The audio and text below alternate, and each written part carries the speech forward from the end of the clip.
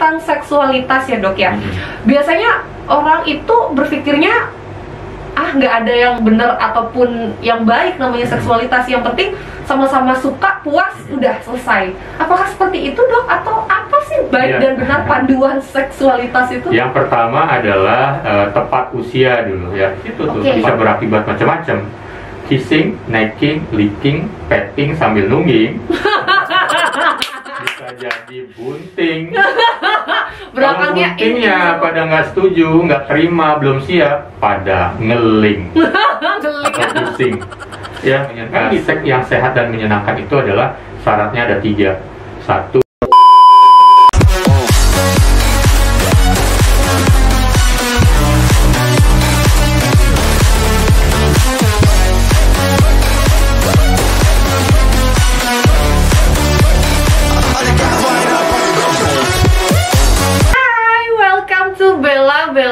Talk show. Berbeda nggak apa-apa, yang penting kamu bahagia, tidak merugikan orang lain, dan pastinya selalu berusaha untuk menjadi lebih baik lagi. Wow, di sini sudah ada kita berdua dokter. Hari ini ada Bella Octavia, ada Dokter Oka Negara di sini. Terima kasih kehadirannya dokter. Terima kasih Bella, sehat selalu. Sehat selalu. Kita hari ini agak berbeda, Bella menggunakan masker karena PPKM yang cukup ketat ya dokter ya. Iya, jadi PPKM atau situasi saat ini masih belum terkendali ya. Jadi sementara memang kita harus melakukan pembatasan dari kemungkinan penularan ya. Bener banget. Nah kebetulan hari ini Dokter Oka udah hadir di Bella-Bellain Talk Show. Pastinya di para people ini udah menanti-nanti karena topik yang mau dibahas itu tentang seksologi, atau bisa dibilang tentang hubungan seksual ataupun alat reproduksi. Nah ini banyak banget macamnya ya dokter ya kalau ngomongin tentang seksual. Apalagi sekarang mungkin anak SD pun udah tahu tentang seksualitas. Betul.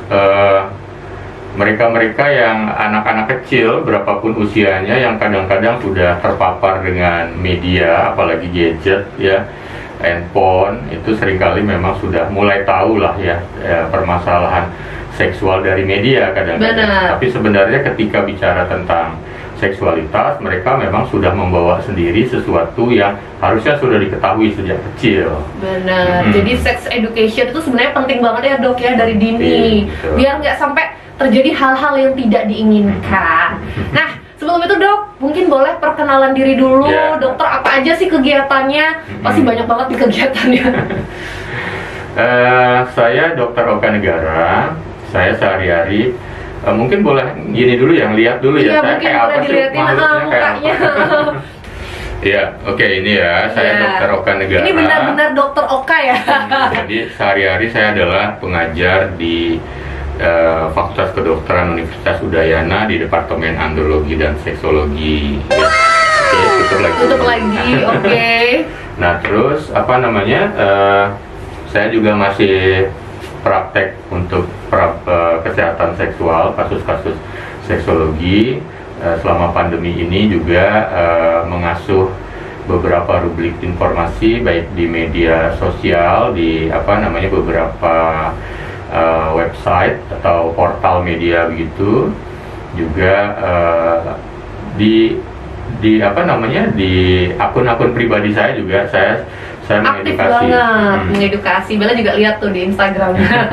Dan untuk saat ini saya dipercaya sebagai Ketua Asosiasi Seksologi Indonesia untuk Denpasar. Dan untuk di nasional menjadi Sekretaris 2. Jadi memang hidup saya sehari-hari itu nggak jauh-jauh dari permasalahan atau mengelola masalah dan edukasi seksual di Indonesia ya gitu. Nice. Bisa dijelasin dok, apa sih seks itu? Ya, makanya tadi sempat bilang kan, ketika betapa sex education itu penting. Benar. Mungkin juga berpikir di kepala ya, kapan sih sebaiknya sex education itu diberikan? Apakah sejak kecil atau udah ABG, remaja gitu ya, atau apalagi sekarang kan anak muda milenial semua serba tahu informasi duluan, jangan-jangan daripada guru dan orang tuanya kan begitu. Tapi kita balik lagi Bel, what is sex? Arti kata seks itu apa? Karena apa? Sesungguhnya seks itu bukan sesuatu yang artinya hanya melulu tentang hubungan seksual. Jadi akan berpikir akhirnya nanti kapan ya hubungan seksual terbaik, gimana ya hubungan seksual yang sehat. Tetapi seks ini adalah sebenarnya everything about your genitalia. Alat kelamin itu sendiri adalah seks. Termasuk kemudian karena ada bentuknya, yang satu penis untuk laki-laki, yang satu lagi vagina untuk perempuan, makanya dijadikan identitas.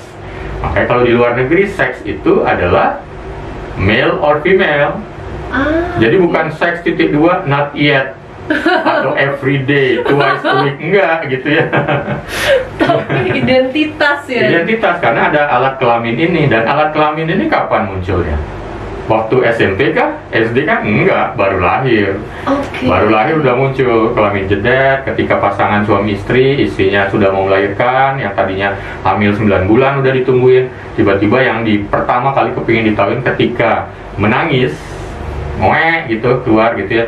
Apa nih baru lihat, oh laki-laki, oh perempuan. Jadi keinginan tahuan tentang seks itu ketika baru lahir. Bahkan bisa jadi sebelumnya di dokter diperiksa dengan bantuan USG gitu ya, dok kelaminnya apa dok, karena untuk mungkin memprepare something, atau juga ingin memuaskan semacam doa dan keinginan selama ini ingin anak laki atau perempuan gitu ya.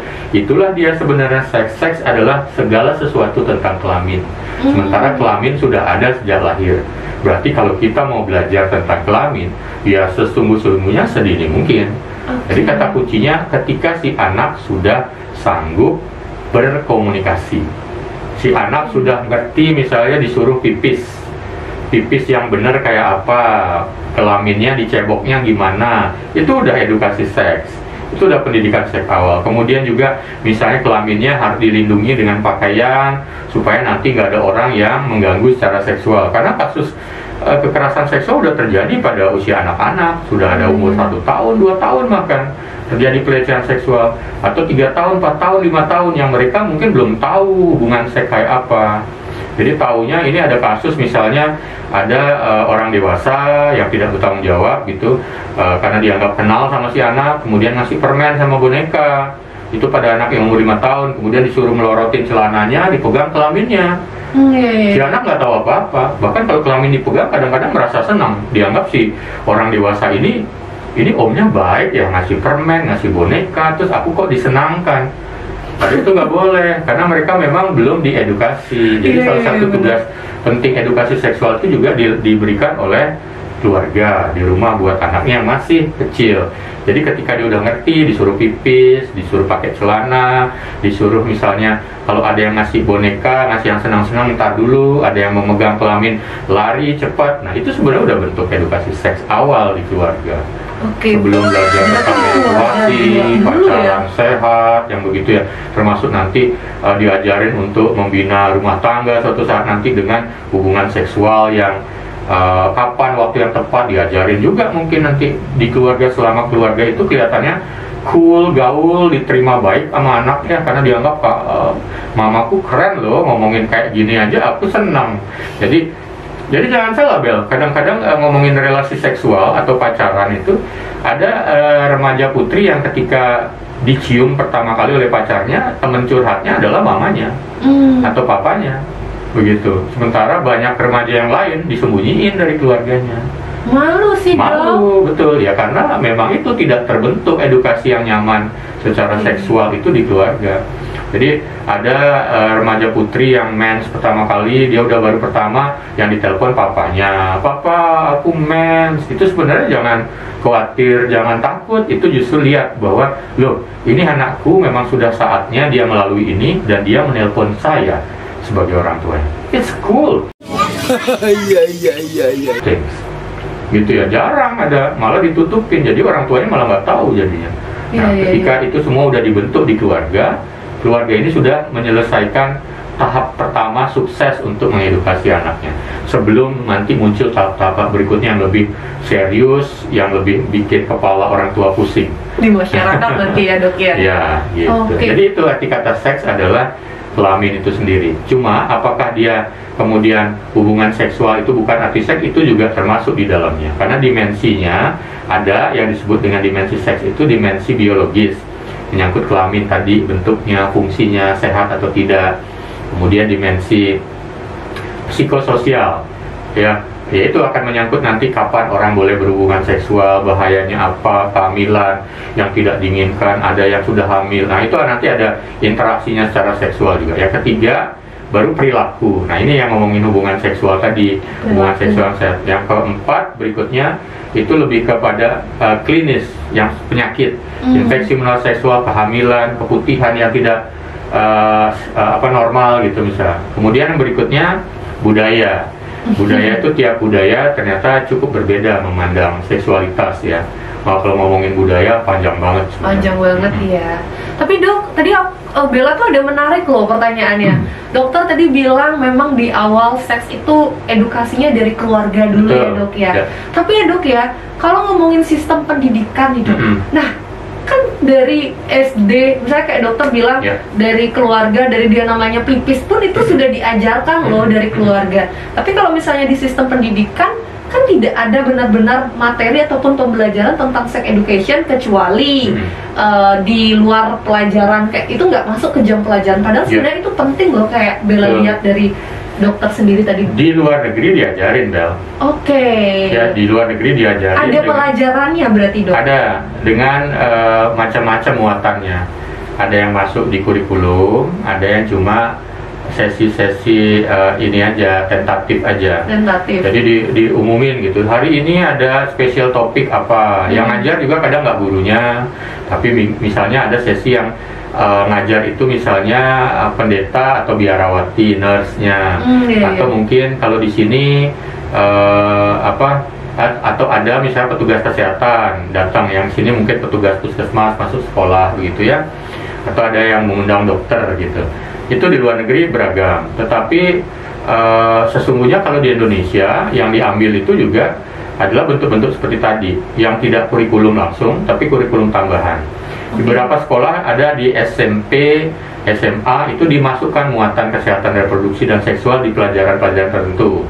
Ya, misalnya biologi, ya, pelajaran olahraga juga diajarin begitu. Jadi memang bervariasi dan tidak muncul sebagai kata sex education begitu.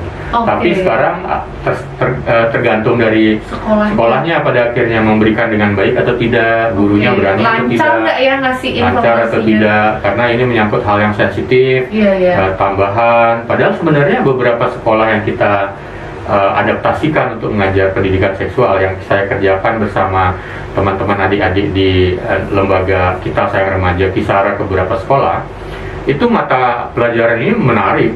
Jadi menarik, gaul, dan guru-gurunya dianggap guru-guru yang sangat friendly gitu, karena dianggap mengerti dengan anak-anak muda. Jadi itu juga akan memecah selama ini gap antara guru zaman sekarang dengan remaja zaman sekarang yang katanya ya semakin besar gapnya, ya nggak seperti beberapa dekade sebelumnya ya. Jadi mudah-mudahan sih ini bisa diberikan dengan berbagai level sebenarnya, mulai dari sekolah, bukan hanya setahun sekali ya dok ya, rumah juga di masyarakat lewat edukasi. A few moments later. Oke, lanjut lagi. Tapi tadi intinya ya, semoga bisa menjadi panduan buat different people, dimana memang sex education itu pertama kali lebih terbuka sama keluarga ya. Iya, sebaiknya dilakukan. Bukan sebaiknya, sudah seharusnya semua keluarga sudah sangguplah memberikan informasi seksual awal pada anaknya. Anak nggak tahu ya dok ya, gimana pemakaian apa yang ada di badan itu. Jangan sampai malah taunya adalah hal-hal yang buruk nanti dari orang lain. Iya. Atau malah si anak tidak tahu sama sekali, buta secara pendidikan kesehatan seksual yang awal gitu, pada akhirnya malah menjadi mencarinya, mengeksplorasinya di luar. Iya, karena di luar kan belum tentu semuanya baik dan benar ya dok ya. Lanjut lagi nih, different people mau ngobrolin tentang bagaimana sih dok cara seks yang baik dan benar. Kadang karena setahu ya anak-anak kaum milenial ya, setaunya Bella ya, nggak tahu, bukan pengalaman juga nanti dikira pengalaman. Jadi ngomongin tentang seksualitas ya dok ya, biasanya orang itu berpikirnya nggak ada yang benar ataupun yang baik namanya seksualitas, yang penting sama-sama suka, puas, udah selesai. Apakah seperti itu, Dok? Atau apa sih baik dan benar panduan seksualitas itu? Yang pertama adalah tepat usia dulu ya. Tepat usia dulu. Kapan sih aktivitas atau hubungan seksual itu bisa dilakukan? Ini kan it's the two different things. Maksudnya aktivitas seksual itu lebih beragam ya, mulai dari kissing, necking, licking, petting. Oh, dari kissing itu udah masuk seksualitas? Begitu, itu namanya aktivitas seksual yang light ya, masih yang ringan ya. Jadi ketika misalnya kissing itu adalah dilakukan dalam fantasi nuansa yang menyenangkan diri secara emosional dan seksual dengan pasangannya, itu sudah aktivitas seksual. Beda dengan yang cipika-cipiki orang ketemu, cium kening untuk suami ke istri pada waktu misalnya baru pulang atau berangkat, itu beda. Tapi secara seksual itu misalnya kissingnya udah berpikir bahwa ini pasanganku, aku ingin mendapatkan kesenangan dari aktivitas ini, walaupun even itu kissing, itu sudah masuk aktivitas seksual. Sampai ke aktivitas seksual yang lebih definitif, yang penetrasi, yang disebut dengan hubungan seksual. Karena semua dari situ tuh bisa berakibat macam-macam. Kissing, necking, licking, petting sambil nungging. Bisa jadi bunting. Kalau buntingnya pada nggak setuju, nggak terima, belum siap, pada ngeling. Kissing. Ya, kan gitu semua. Jadi hati-hati juga dari kissing semua awalnya. Nah, kemudian pada akhirnya itu dia harus tahu usianya kapan yang paling siap ya. Jadi sebenarnya umur 12-13 kan udah pada mulai loh ini ya. Mulai sistem reproduksinya mulai beranjak muncul. Belum sempurna banget ya. Udah ada menstruasi, laki-laki mimpi basah atau keluar cairan sperma, entah itu dari mimpi atau mungkin melakukan masturbasi, keluar cairan sperma. Tapi sebenarnya itu baru mulai tahapan. Tapi sudah bisa loh terjadi kehamilan. Ya, karena sudah ada menstruasi itu artinya udah ada sel telur yang terbentuk ya sebelumnya. Menstruasi itu kan peristiwa di mana 14 hari sebelumnya sel telur keluar. Jadi karena tidak ada hubungan seksual selama 14 hari, jadi mens. Jadi menstruasi ini darahnya ini sebenarnya untuk mempersiapkan kalau ada kehamilan tuh.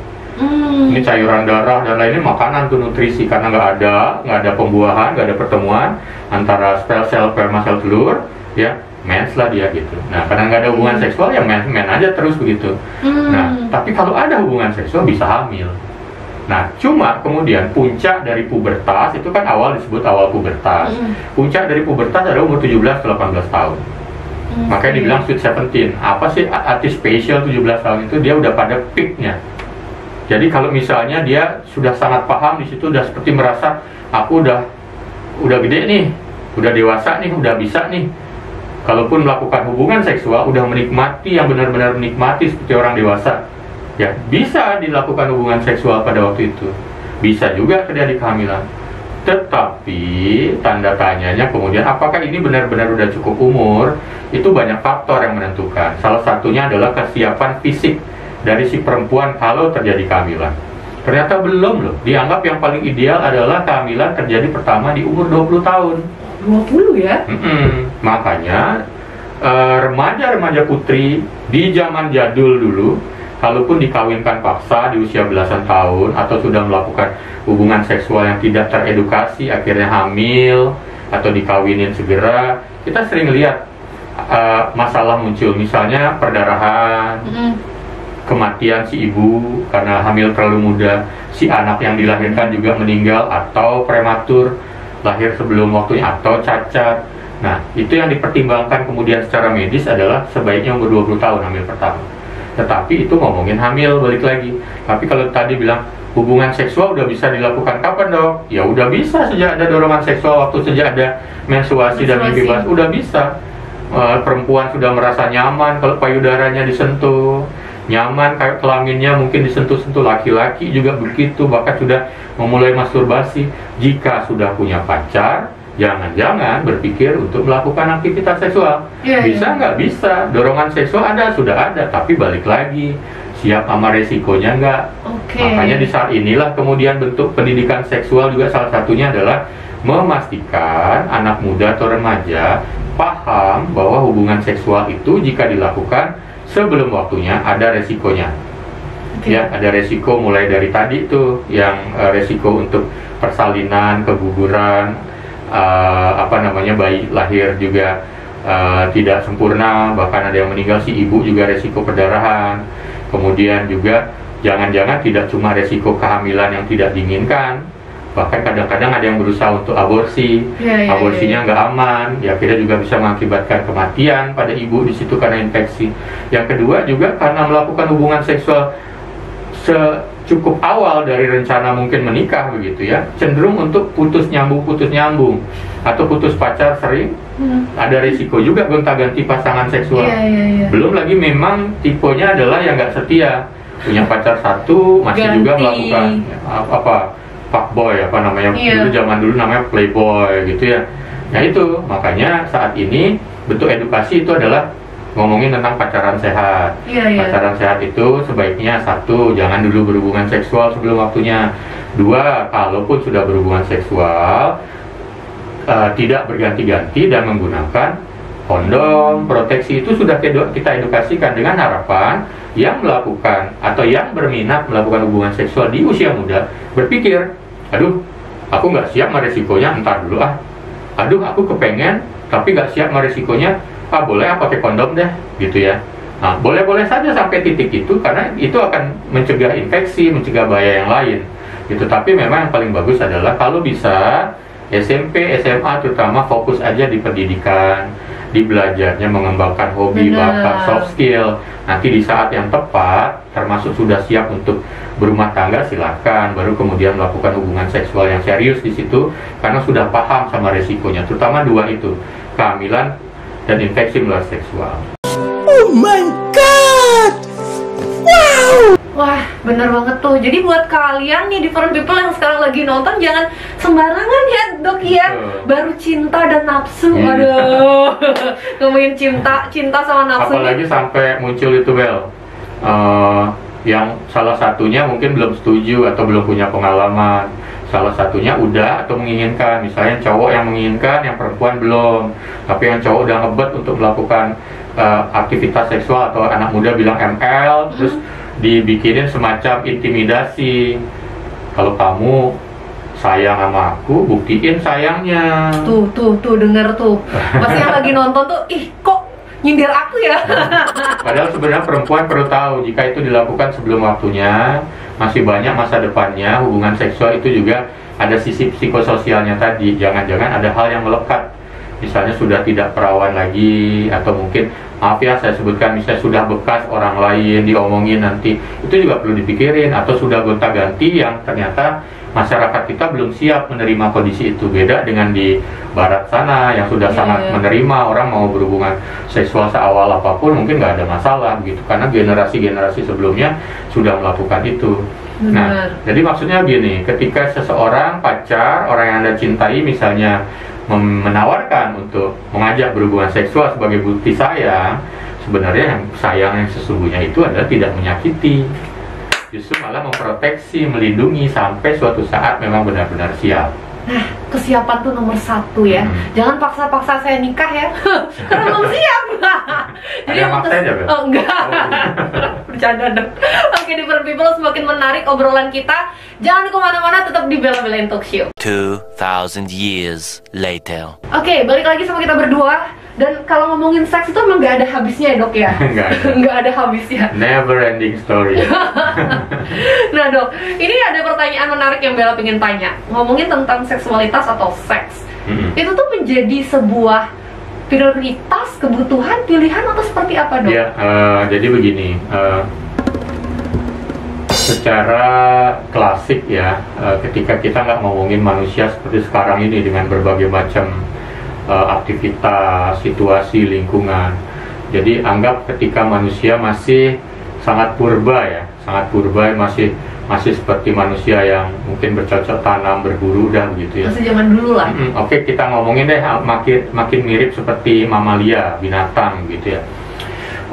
Ini sesuai dengan teori dari Abraham Maslow namanya. Beliau menyebutkan bahwa teori Abraham Maslow itu ada tingkatannya, dari yang paling basic, dasar, sampai yang paling puncak. Yang paling basic adalah basic needs. ya, kebutuhan yang paling dasar itu cuma dua loh, Bel.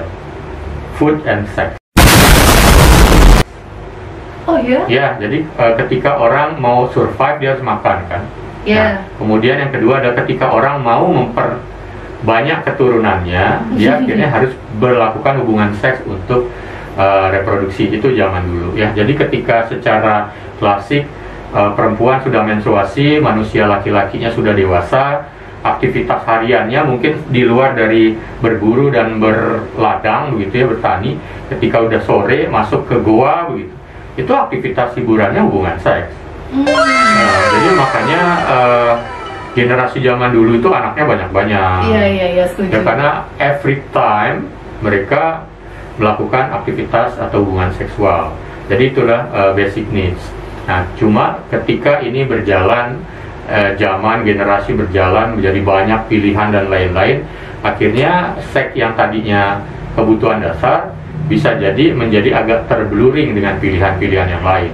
Cuma ketika kebutuhan ini menjadi di nomor sekian kan, sesungguhnya itu pada akhirnya ketika apalagi ini menyangkut couple, pasangan, ya kita harus melihat dulu ada kesepakatan bersama ketika misalnya sudah sah, misalnya suami istri, atau yang tidak menikah tapi mengikatkan untuk hidup bersama, itu bentuk ikatannya kalau di luar negeri. Mereka membuat konsensus, kesepakatan sebenarnya baik itu disampaikan atau cuma bahasa tubuh aja bahwa hubungan seks juga penting dan bisa menjadikan pengikat dalam hubungan mereka. Tetapi, nah itu dia, apakah dijadikan pilihan atau tidak, itu harusnya diomongin atau disampaikan. Walaupun dia jadi kebiasaan, pada akhirnya hubungan seksual dilakukan seminggu sekali, ada yang tiap hari begitu ya. Itu juga menjadi sebuah pembelajaran adaptasi untuk membentuk kesepakatan bersama. Karena apa? Ketika itu adalah dia menjadi dasar, basic, kemudian diabaikan, salah satu pasangan akan uring-uringan. Loh, biasanya melakukan hubungan seksual nih, udah biasa. Sekarang kan tiba-tiba nggak lagi ya. Beralih ya pilihannya ya, tanpa dikomunikasikan dengan baik, itu akan jadi masalah. Jadi perubahan kebutuhan ini menjadi pilihan di antara pasangan, silahkan diskusikan dengan baik, karena sebenarnya seks yang sehat dan menyenangkan itu adalah syaratnya ada 3. 1, disepakati bersama. 2, dilakukan dengan cara-cara yang menyenangkan. Yang ketiga, tidak menggunakan alat-alat atau sesuatu apapun yang bisa berakibat buruk. Ya, otomatis di situ juga akhirnya disepakati kapan mau berhubungan seksual, saat-saat seperti apa, itu akan jadi kebiasaan. Jadi satu pasangan dia akan melihat bahwa kita biasanya, dok, di pasien-pasien saya, dok, biasanya kita melakukannya seminggu sekali, dok. Itu benar nggak, dok ya? Nah, ada lagi pasangan datang, dok, kita biasanya sehari sempat aja, dok, 1 atau 2 kali.